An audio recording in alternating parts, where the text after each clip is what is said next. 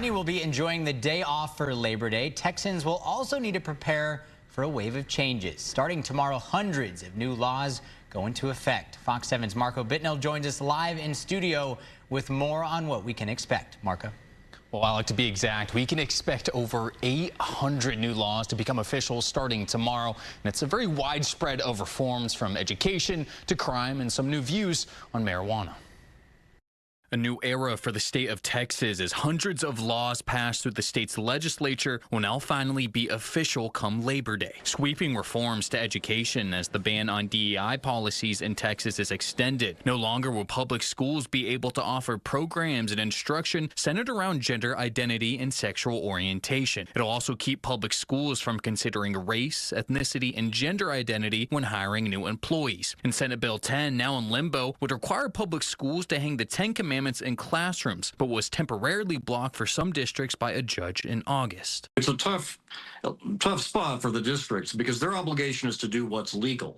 And so you have a law on the books, that's pretty clear, but you also have this opinion that while it may not bind you directly, it says this just isn't constitutional. And a new approach to health through a wave of Senate bills that will now require certain fitness and nutrition education requirements in public schools, as well as a warning label on food products that have certain additives beginning in 2027.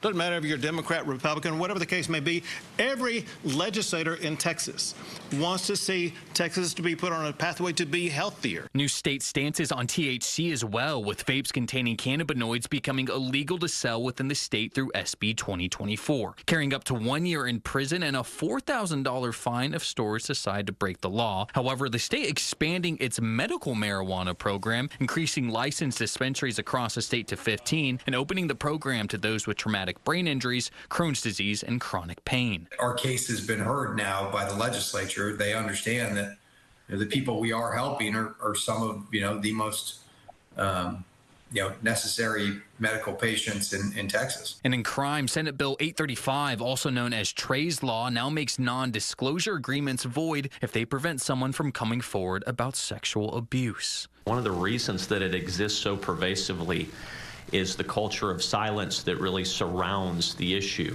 It's you hire a bad employee, they do something horrible, oh no, that's terrible, let's settle the claim, there's a non-disclosure agreement, and then that pastor, teacher, volunteer moves on to another church and they continue their acts of abuse. Now, it's important to remember that this is just a fraction of the laws that will go into effect tomorrow. Reporting here in the studio, Marco Bittnell, Fox 7 News.